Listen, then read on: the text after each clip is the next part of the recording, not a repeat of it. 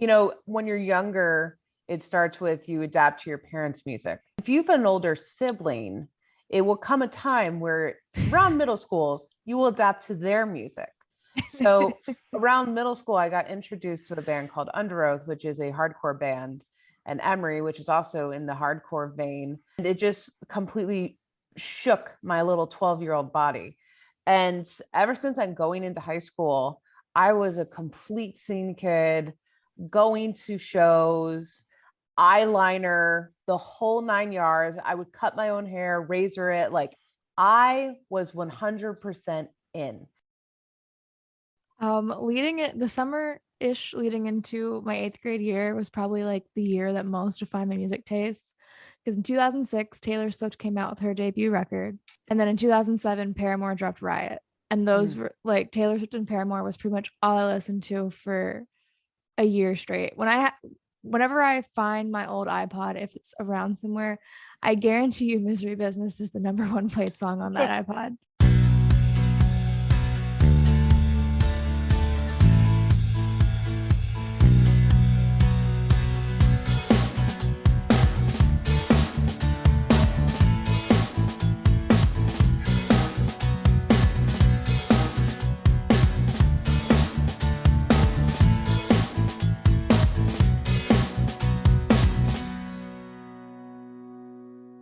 Hello, everyone, and welcome to a new episode of Set Listing Bruce, your podcast all about Bruce Springsteen, his music, and mostly his fans. I am your host, Jesse Jackson. We are getting off the Bruce Springsteen train tonight, though I'm sure he will come up as he always does. And I'm going to give you a little background, listeners. From one of the things in 2022, I wanted to diversify my guest list. I wanted more podcasters, I wanted more creative people, and I wanted more guests who aren't old white guys, even though I am an old white guy. And so I have 2 female podcasters joining me tonight. I'm checking off 2 boxes. I am feeling great. Forget that I didn't go to the gym. Forget I haven't lost any weight. I'm at least making some progress on 2022 things. Leah, Bethanne, thank you so much for joining me. Welcome to the podcast. Thanks for having us. We're excited. Definitely. All right. So why don't you guys tell us a little about yourself? We'll go in opposite alphabetical order, and we'll go Leah first. I'm Leah. I co-host She'll Rock You. What do you want me to talk about? There's so much. Your elevator pitch, whatever you want to say. So bad at talking about myself. The elevator pitch of Leah. I'm really into Taylor Swift and the Struts, and that's pretty much what lives in my brain 98% of the time. I also really like Star Wars, and I like running, although I really haven't been running that much. Now I've been doing CrossFit stuff. And I am the organizational social media emailing side of our podcast. I am going to get into that about how you guys decide who does what, if it's, if it's rock, paper, scissors, or just, you said last. So Bethanne, how about you? What's your elevator pitch? Yeah. So the elevator pitch of who Bethanne Tarpley is, I'm loud. I'm often have to turn myself down on our podcast episodes because I don't know how to hold it back. But yeah, I am the other half of She Will Rock You. I handle the content side of it. So all the editing, graphics, direction of those things falls under me. I really like dogs as well as music from all over genres. Even though we are a rock podcast, I also listen to R&B, jazz, soul. I'm just a connoisseur of all different types of music, but I grew up listening to like hardcore stuff, which we'll talk about more. But yeah, that's kind of what I do. And also I talk about movies on some other different shows I get invited to because I am quite a movie buff as well. Very nice. All right. So yes, She Will Rock You is their podcast. We're going to talk about that in a little bit. We actually will go all over the board on this discussion till finally they go, enough, Jesse, like you have to let us go. We're talking too long. But I always like to start at the beginning. Tell me, and we'll start with you, Bethanne, what kind of music did your family listen to when you were a little one? Was it a musical family? Yeah, I actually did grow up in a musical family. Every single one, like my brothers and my first cousins, because my dad is actually a twin. So those cousins as well, all of us did music. So I definitely grew up in a musical family, both playing music and listening to music. I myself am a musician. I do that on the side as well. But yeah, as far as with like the music I've listened to growing up, a lot of 70s, honestly. My mom was very big into Stevie Wonder, Elton John, Motown. That's really where I feel like I cut my teeth as far as for rock history. And then as I was growing up, I listened to a lot of 90s grunge against my mother's will, but it happened. Penn Jillette said in his podcast that he gets angry when he hears teenagers talking that they love classic rock, because he said rock and roll should be music your parents hate. He says that should be the rule. It's true. Like that is in the core of rock and roll. Now, and later, you grow to like your parents' music maybe, or go through, but there is that rebel stage. How about you, Leah? My upbringing is probably a little non-traditional in the music sense. So I spent a lot of time at my grandparents' house growing up, because we lived across the street from my grandparents, which is super cool. But I joke that like a lot of my friends grew up in houses that they couldn't listen to music that wasn't Christian music. I grew up in a household at my grandparents that I couldn't listen to music that wasn't country music. Yes. We either had CMT on the TV or one of the two local radio stations, and then every weekend we were watching Grand Ole Opry, because I spent a lot of like weekend nights over at their house. And then as I got older and got like my first iPod, my parents are divorced, so I was at my dad's house and he taught me how to use LimeWire, which super illegal. Don't do that at home, kids. Yeah. And he just started like throwing some of his music on there, which my parents are younger. Like my parents are just turning 50 this year, and I'm 28. So my dad is really into like hair metal and like Guns N' Roses and Metallica, and also some screaming stuff that I do not touch. But he put that kind of stuff on my iPod. And I mean, I only had like 300 songs in there I could cycle through. So they'd come up every now and then. I was like, oh, I really like this. Like really got into Guns N' Roses. And then with the power that was LimeWire, I just started downloading all kinds of stuff and gave my computer all the viruses in the process. Yes. But I feel like around high school, I got like super eclectic, because I would just venture out. And I was the kind of kid who I spent hours organizing my iTunes library, because I couldn't just have the file name be like Guns N' Roses _ I had to type in the exact album art and everything that went with it. How did you survive on an iPod shuffle is my question. Oh, I never had a shuffle. My dad got me the video. Oh, okay. Rich.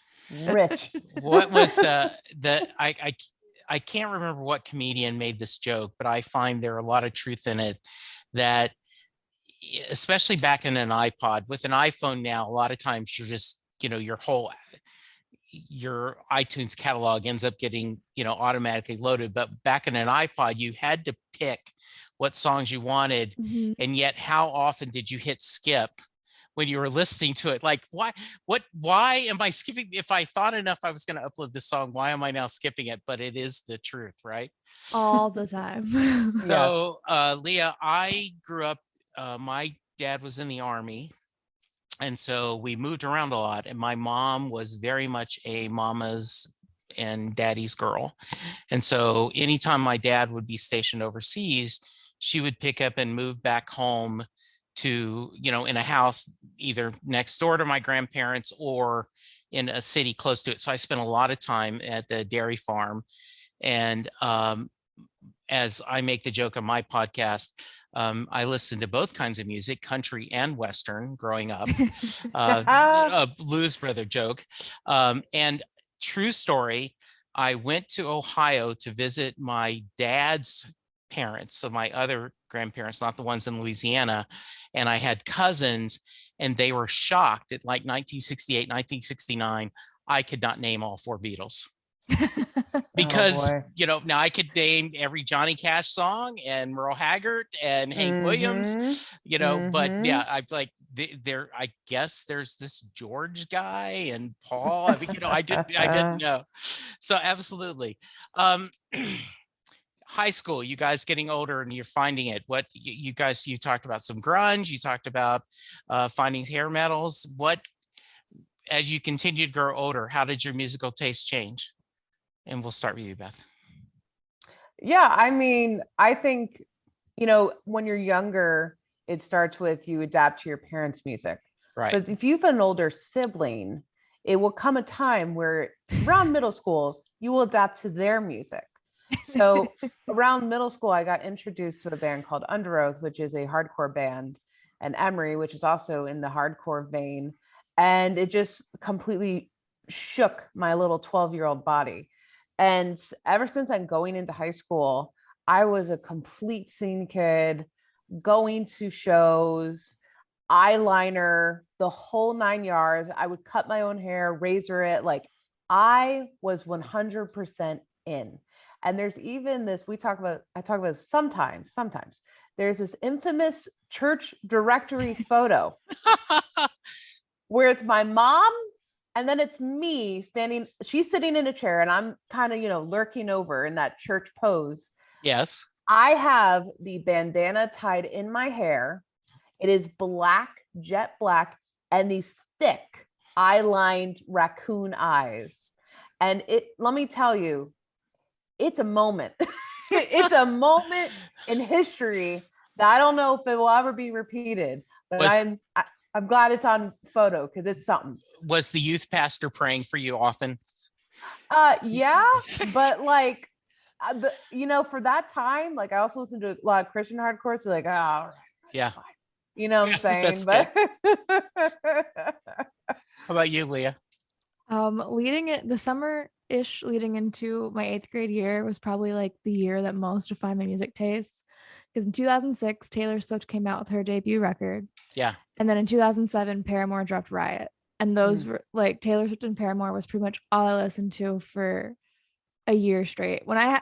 Whenever I find my old iPod, if it's around somewhere, I guarantee you Misery Business is the #1 played song on that iPod. Very nice. So go ahead. No, I was going to ask you, have you seen the interview with Taylor Swift talking about Bruce Springsteen? I don't think I have. So you should Google it. She was on the Ellen show. I think it's Ellen. And she tells the story that Bruce brought his daughter and a couple of her friends to a show. Okay. She was performing when, his daughter was going to school there, and somewhere in North Carolina. And so, you're Bruce Springsteen, you get to go backstage, right? And so Taylor Swift tells the story that, she's, "Oh, I Love You," and "Dancing in the Dark's my favorite song." And so he took her guitar that she asked him to sign, and he played "Dancing in the Dark" for her. And so cute. If you Google the story, you'll tell her I'll look that up. She fans girls the way, and so it was just really sweet, that made it. So that's pretty neat. Talk about the podcast. I have, as I shared with you before we hit record, I have kind of recently discovered y'all. I've binged multiple episodes. I listened to your, origin story. I've listened to you guys do Buddy Holly. I listened to your Bruce one. I laughed because it was so charming, you guys talking about Bruce. So how did you guys become friends? And then why did you guys decide you needed a podcast together? Do you want me to tell the story about that? Yeah, you go, Leah. Okay. So we worked together many months ago at this point at a marketing agency. Neither of us work there anymore. But we very quickly got to talking like all the time during work, to the point where they had to physically separate us and put our offices in separate rooms. That really didn't stop us because we had Slack, like we could still talk to each other, but we had kind of thrown around the idea of starting a podcast, and we were like, what do we do it on? Disney podcast? Like, we live in Virginia. That makes no sense. Also, there's a million of those. We threw out like a weird news type podcast, but that sounded like way too much work to keep up with what's currently weird in the world. And then one day we were going to, I think, a drag show or something, create like something downtown. Mhm. And I was in the back seat of our friend Lauren's car, and Bethanne was in the front. And I said, "Oh, hey, there's a Fleetwood Mac tribute band coming near us this summer. Bethanne, do you want to go?" And she's like, "Hell yeah." And Lauren turns around and looks at me and goes, "Who's Fleetwood Mac?" And we looked at each other. We were like, "That's our podcast. We have to do rock history, because there's people our age out there who don't know who Fleetwood Mac is." And so we just we met in a record store actually, and brainstormed out the whole thing and figured out what we were going to do. And the original plan was just, the rock history episodes that we did for like our first year and are still doing. Yeah. And then it quickly turned into adding interviews of people in the industry. Originally it's gonna be artists, and then it grew to being photographers and editors and journalists and authors and record label owners. And it's been a wild ride. And we've thrown in other stuff like working through the 500 greatest albums. We do our crossovers with muses. We do concert recaps. Like, Yeah. we've got a lot going on over here. Yeah. One of the things I've enjoyed is you do a pretty diverse genre, and mostly rock, but the different artists, everything from Loretta Lynn to I just finished that one, to Buddy Holly. You did Bruce, you're doing Queen. You go through different things, but also it seems like, and just for me, you guys are doing a good job of interviewing female artists and female creatives, not just musicians, but things. And I think that's good. As I said, I'm trying to diversify my guest day, so I think you guys do a great job of that. Thank you. Thank you. Yeah, I know that wasn't really a question, and what am I supposed to say with that? Thank you, Jesse. Yeah. I think diversity is definitely at the core of what our podcast does, because part of it is from a female perspective, knowing that rock and roll was started by Sister Rosetta Tharpe, who is a Black queer woman. Yeah. And I think we often lose sight of that rock and roll has all these incredible women in it. And I mean, we can talk all day about this, but the lack of respect that women have gotten in that industry, or of having to work twice as hard. So we definitely put diversity at the forefront of whatever we do, whether it's choosing our episodes, being really careful about curating and making sure we mix up different genres, different diversities, and who we bring on the show as well. Yeah, what I've really liked is the idea that it does feel like, and I know that I can't remember which one of you has the the skin on the wall, that I did go a music appreciation class in school. So it's hey, a history of rock history class. That's right. Don't F with me. I'm accredited, right? So, but you guys, it does feel like, it almost like, okay, Leah, you're assigned, go find out everything you can find about, the Monkees. Okay, then come back and let's tell our audience, right? And there is such a joy in listening to you guys, because there is this holy shit moment, or and I do think if we're making a drinking game, Waylon Jennings, Take a Drink, right? Because it seems like in the episodes I've sampled, his name comes up multiple times. So much. Yeah. Like Waylon Jennings is the Kevin Bacon of the music world sometimes. It does feel that way after listening to you guys. That was hilarious. I guess he was in Buddy Holly and in Loretta Lynn, so you just happened to choose the two. Yes, but it was like really funny.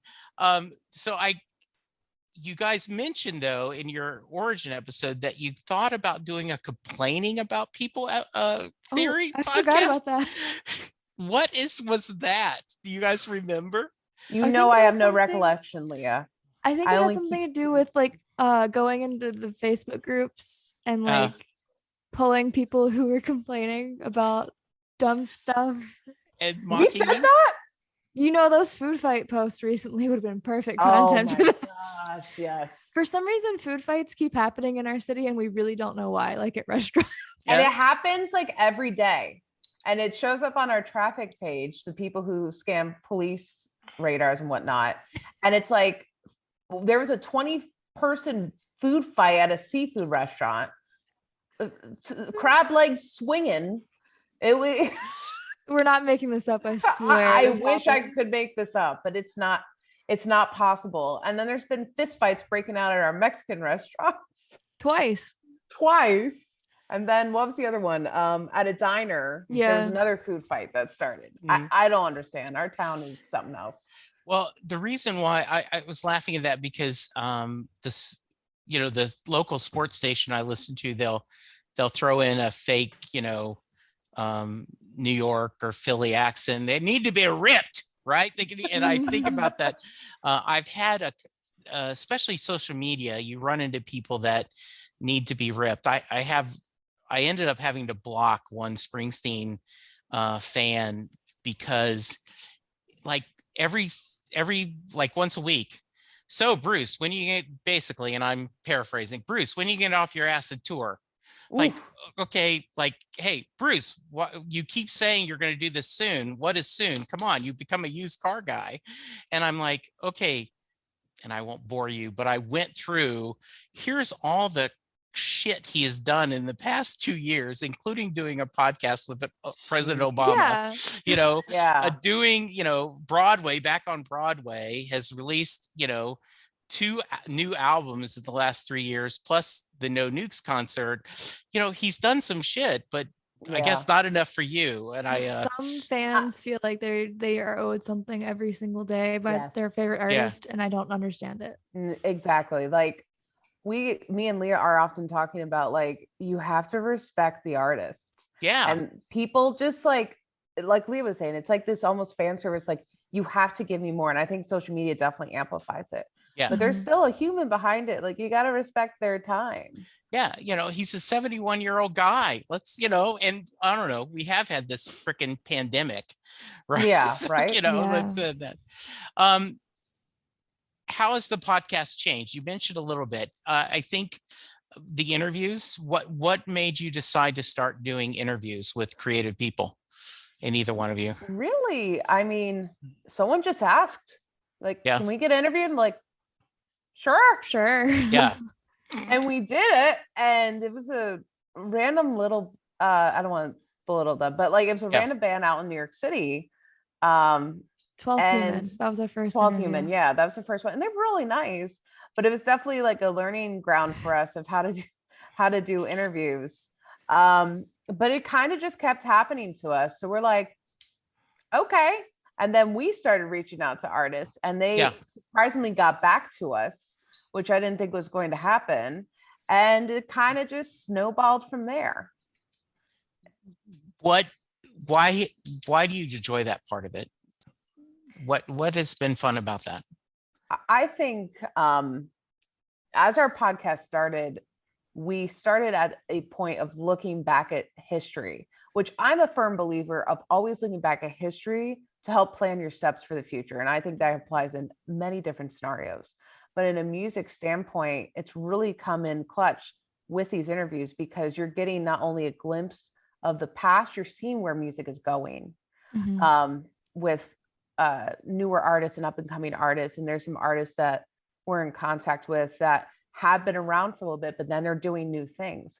I think that's what's beautiful about the rock scene that's happening right now is it's getting refreshed, but it's pulling from those grounds, if you will, those roots of where it came from. So I think having both of those in your review window, for example, is really helping kind of guide a path and have a well-rounded view of rock music.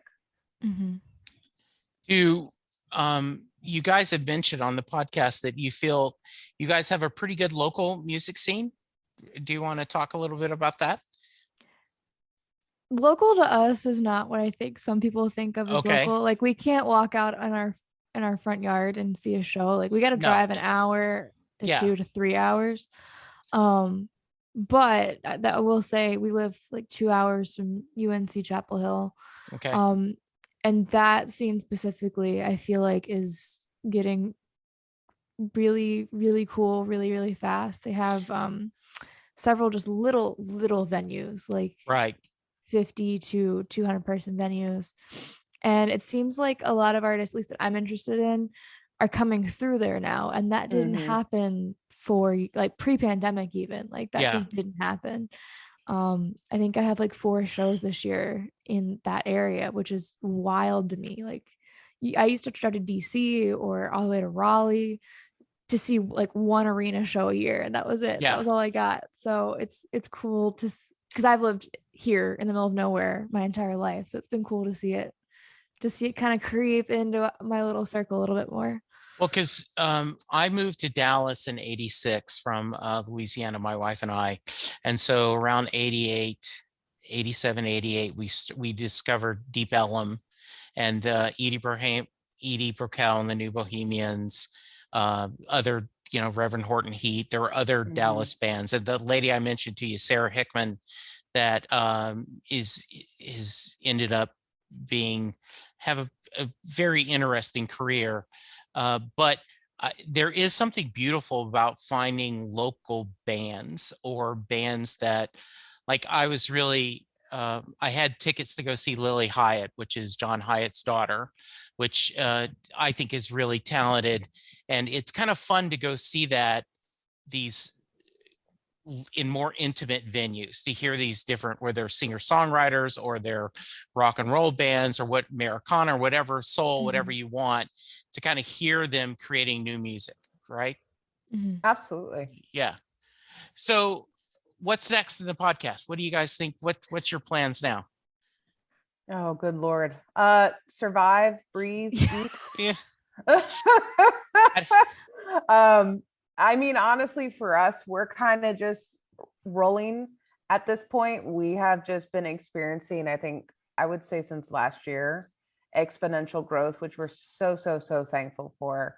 We're just really glad for the people who have found us and the people we have found in the podcast community. Honestly, I just feel so lucky every day to know the people I've encountered from it. But yeah, as far as for us, we're going to keep doing our main episodes, interviews. Hopefully we're looking to diversify our interviews a little bit more, do some more crossover episodes with other podcasts that we work with. And then Leah and I are just going to go to shows with our, I don't know, spare hour we have during the week. Yeah. That one free day we have a month. That one free day. You guys have mentioned both your favorite artists. Who are you hoping to see live in the next couple of years? I will sell my right kidney to see Taylor Swift perform live. Okay. So I take it you have not seen her? I have not, because like I said, I'd have to drive like 4 hours to go see her. And the last time she toured, I was in college and I was too broke to do that. So yeah, sure. Okay. How about you, Bethanne? Is there someone you're chasing? I just saw a band I was chasing for a while. They're called Spirit Box. And they got checked off the list a few weeks ago, and that was an incredible show. We actually have a recap on our, I think released 2 weeks ago. And as far as from new bands, there's this band called Leprous that I really like. They are out of, I want to say Norway. Absolutely talented musicians. These guys know music theory down to a pin, and they just surprise me with the songs they come out with. So that's one. I also have this jazz singer I absolutely love named Melody Gardot. She plays mostly in Europe, but she's American, so I don't know if she comes here as much. I think she's just found her success in Europe. Yeah. But we'll see. She is on my list. But I think those two are the ones I'm keeping my sights on right now. Good. So I'm going to jump onto the Bruce train just for a moment. You guys had done the episode on Bruce and kind of talked his history. Did you guys take a dip into Springsteen waters and listen to any specific songs or kind of get a feeling of, Bruce? That was my episode. So I did. I read his book, and then I watched the Broadway special on Netflix. which you did not enjoy much. No, I really didn't. I think I'm so spoiled by other music documentaries that it just felt a little, just in the production, it felt a little lackluster. Yeah. It just was like, we set up a camera and then he did his thing and then we just cut the footage. Like, I don't know. It needed some kind of like interview interspersed in there somehow, a little bit more context. But I mean, if he comes on, I'm not gonna skip him. Yeah. He's on some. I have some stuff on some playlists. My cat is scratching at the ceiling. She's visiting. I thought that was interesting because it was. I was lucky enough to go see him on Broadway. My wife is a saint and said, yes, we have no business you spending that much money for one ticket, but yes, go. So that's exactly what it was on Broadway. It was just him coming out and talking and sharing the stories. If I saw it live, I feel like I would like it better. There's something that's lost on the TV a little bit also. And I always feel that way. Like I can watch videos of like I'll sometimes look up opening bands before I go see them. And I'm like, this could go either way. And then I see them, I'm like, oh my God, that was incredible. So I'm sure if I saw it live, I would enjoy it. Have either one of you seen him perform live? I haven't, no. No. Okay. So should be on your to-do list. Of course, you may not like him. I've said there are two kinds of people: the people that go see a Bruce show that go, damn, that was long. And then the others that go, oh my goodness, I can't believe this. I need to go see him every other time I can. So there's a good chance you could be either one. I love a long show though. Like sign me up for a 3-hour set. I'll be there the whole time. Bethanne's like thinks I'm crazy. I have to have different, like I could do 3 hours at a show, no problem. But I better get at least 2 different artists. Like I need a palate cleanser. Yes, that's funny. The last show I went to, not counting Broadway, he was there in Jersey at the MetLife football stadium. Yeah, and it was stadium. And he hit almost 4 hours. And so it was the first time I'd seen him where I was like, okay, I'm done. That's a long time in Jersey. I'm sated. That's a long time. Yeah, it was the show where he was closing with Jersey Girl, the Tom Waits cover, and a couple got engaged, and he had them on stage, and he had them. He asked, again, the guy said, "I'm so glad you said yes." And then, Bruce said, give her a little dance. And so he finished Jersey Girl and the fireworks went off. And you're like, okay, this is like sweet. A movie. This was, it's perfect. That's cute. Yeah, it's good. So besides Taylor Swift, anyone else you guys are chasing? Who else would you want to see live? Are there any of the classics you want to see? Oh, I'm definitely Stevie Wonder. Yeah. Definitely Stevie Wonder. I always wanted to see Elton John, but I missed the boat on that because he's on his goodbye tour. Yeah. Tickets expensive too. He's coming to Dallas, really, and I looked and I went, wow. Yeah. Yeah. And probably for me, I wouldn't mind like seeing Fleetwood Mac, the one that started it all, so to speak. Yeah, that's funny. Who are bands you guys want to cover on the podcast, but you haven't yet? Do you have a wish list of people you want to cover and kind of discuss? Bowie's been on my list since day one, but that's a big one. Yeah. And I need like a proper month to research it. Okay. And the last couple of months I've just been a little rushed. So hopefully over the summer I'll knock that one out. Okay. I haven't done Guns N' Roses yet either, just because I think Axl Rose is a piece of garbage. But I love the band as a whole, so it's gonna be a fun one to do. Very nice. And I will cover Elvis eventually, but that one's a little like questionable in some spots. So that one will also need some planning around it. Okay. I'd love for you to do Brian Wilson and the Beach Boys, because that's my other musical session. I actually started an episode because I saw them in February. Okay. But I like to have a good like gripping story when I write an episode. And I just couldn't find it with the Beach Boys. because Okay. they're just kind of there and they do their Yeah. thing, and they're all related, and So they I think break if up. I think if you did some research on Brian Wilson's mental journey, that might Okay. that would be your hook. I think because he's had a pretty tough, he's done a tough job. I don't know if you've seen the film Love and Mercy. No, the documentary that I started was really boring, so that Yeah. didn't help. So look up John Cusack plays the older Brian Wilson, and Paul Dano plays the young Brian Wilson in the movie Love and Mercy. And it's Okay. a bio, and I think you'll like it. I think you'll see the story. Okay. Good. All right.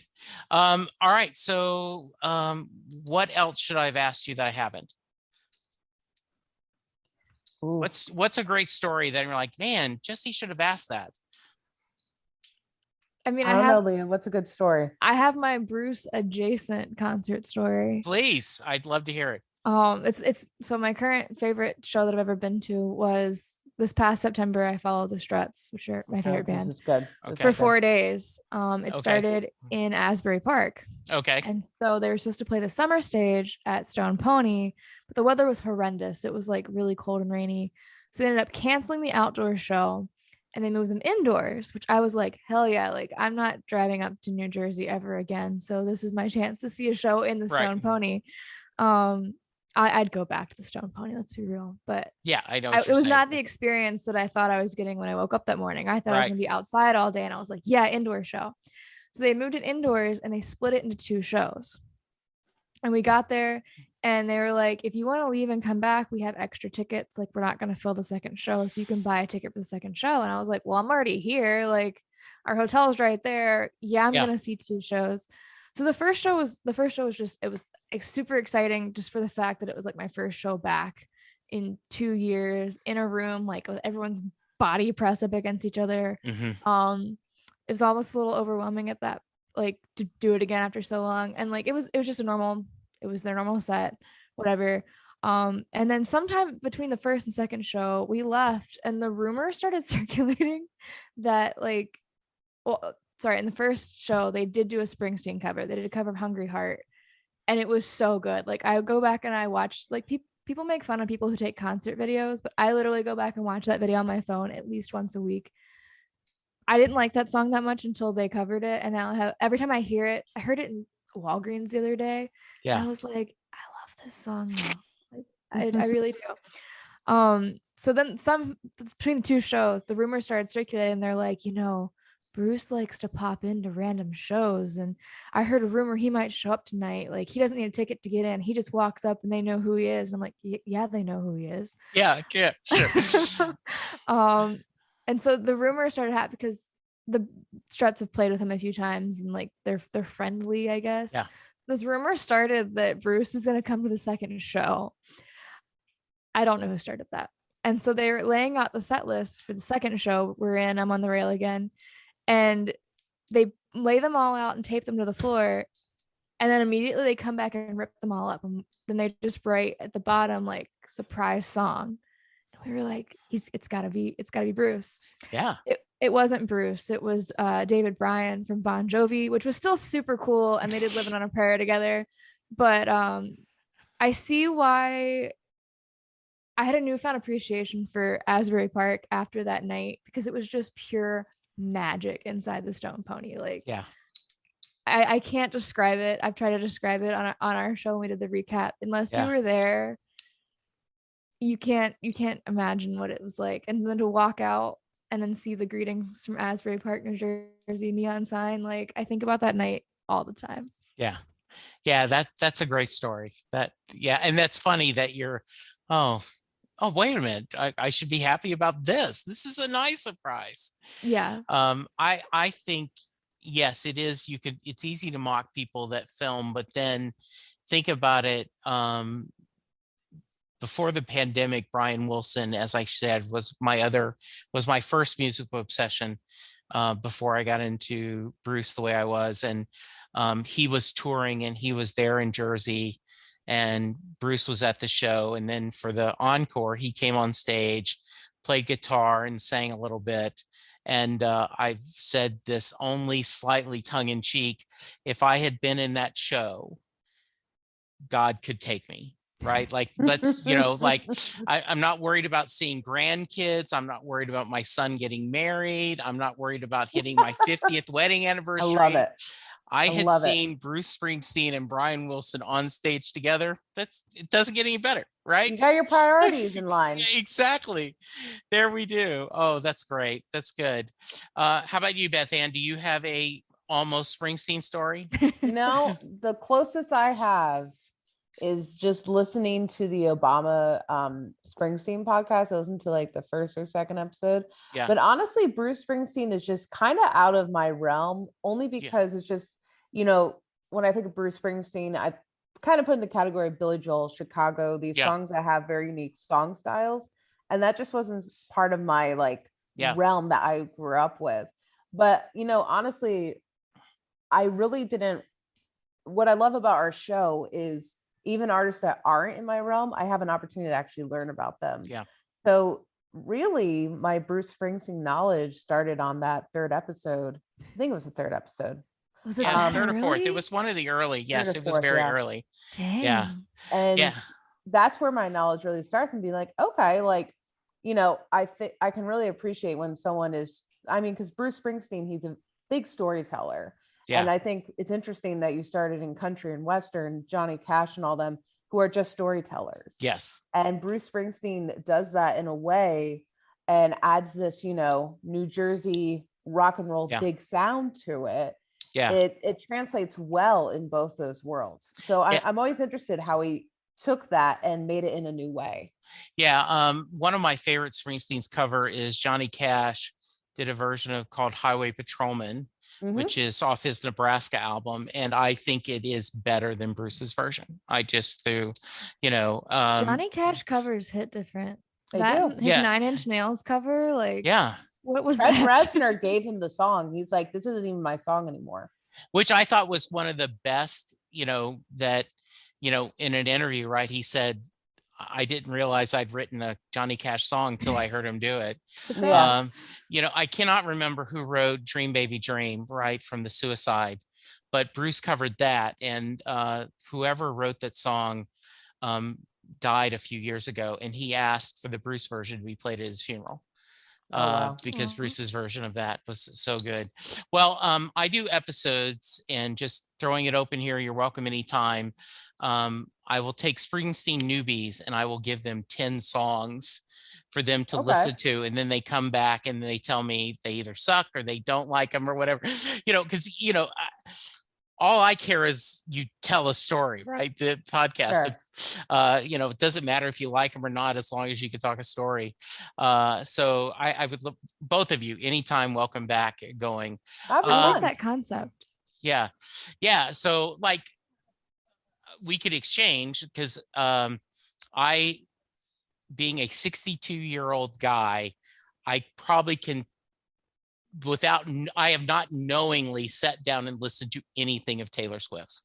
I'm sure I've heard a couple of things.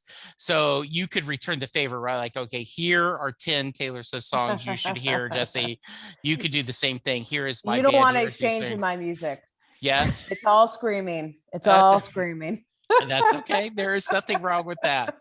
As you're repping your skulls tonight. That's right. That's right. My husband just got a skull tattoo today, so I had to match. All right. Very nice. Very cool. All right. Any final thoughts before we get to the Mary question?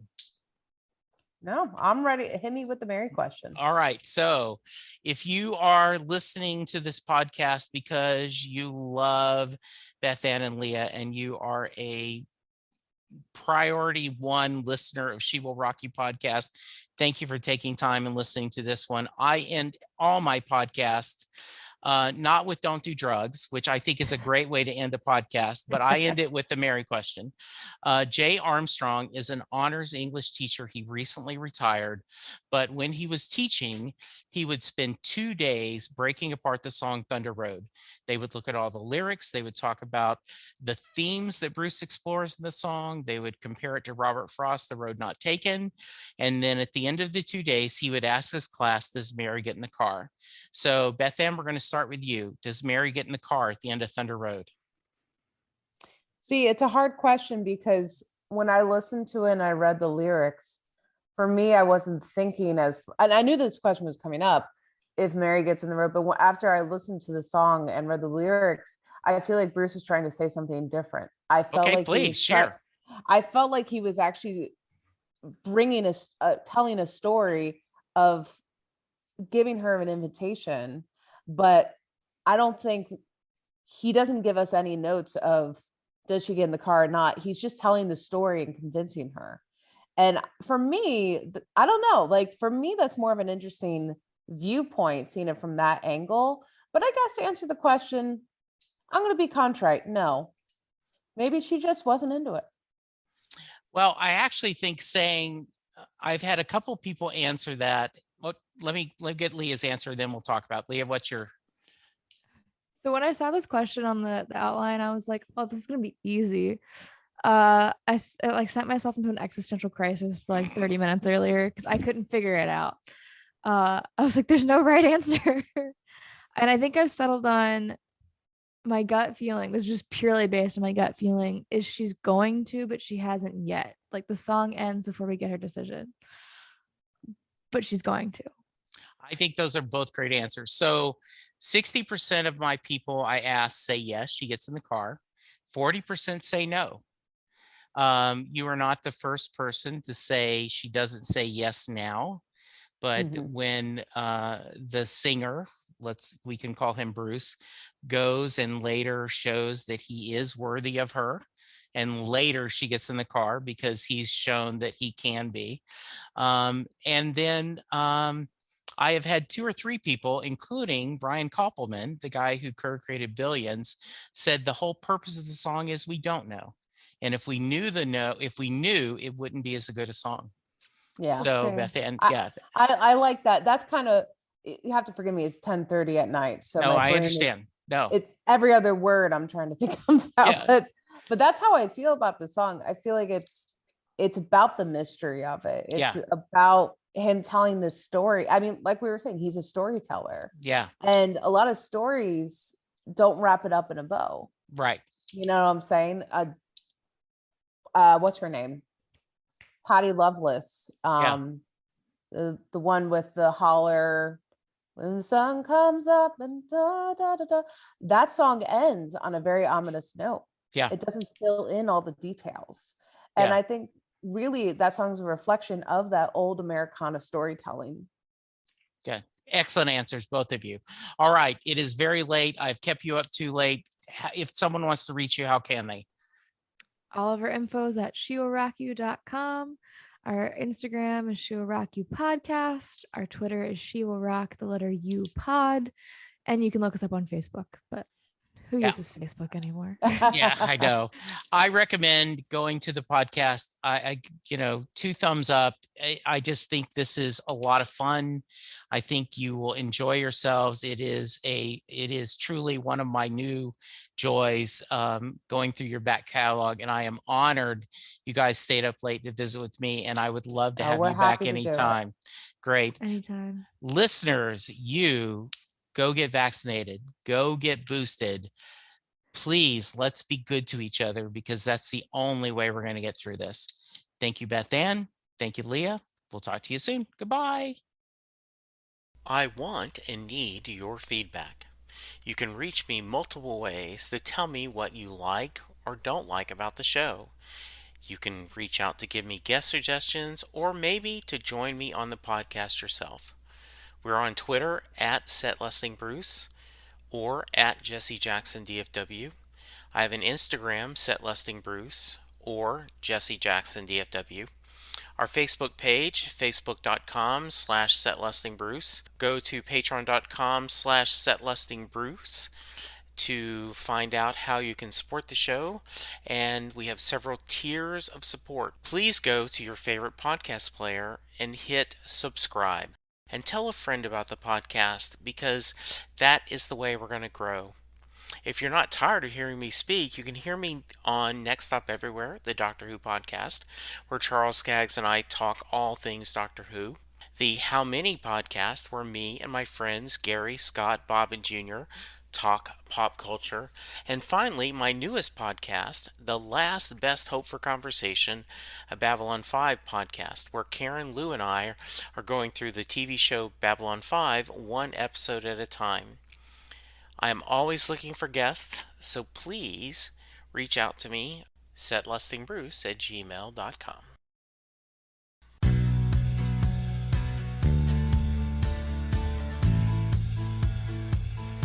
You just heard the fun talking, hard rocking, music loving, album ranking, fan thinking, joy spreading, lyric reading, story sharing podcast that is the one, the only Set Listing Bruce. The theme for Set Listing Bruce was written by David Rosen, used by permission.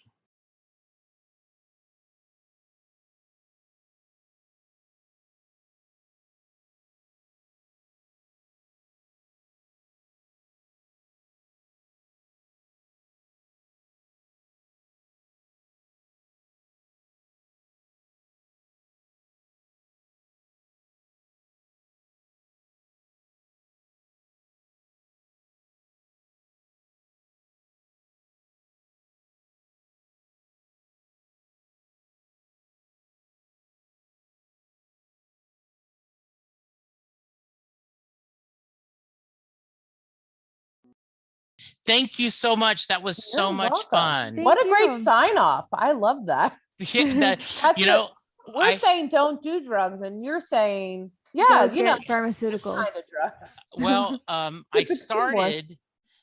I started this 2 years ago, right when the pandemic started, is I started going, remember to wash your hands, remember to social distance, remember, to do all this. And then I started saying, okay, remember to go get vaccinated. So I guess when COVID finally goes away, I'll have to come up with a new sign off. But for now, this is how I'm doing it. I like it. Yeah, thank you. I appreciate it. I am not just saying this, I truly have enjoyed you guys. And I would love anytime you guys want to come back. And if you ever want an old white guy on your episode, I would welcome anytime. So I appreciate it. You guys Yeah, get some thank you rest. so much. Yeah, Thank you. Thank you for Uh-huh. having us on. Bye-bye. Bye.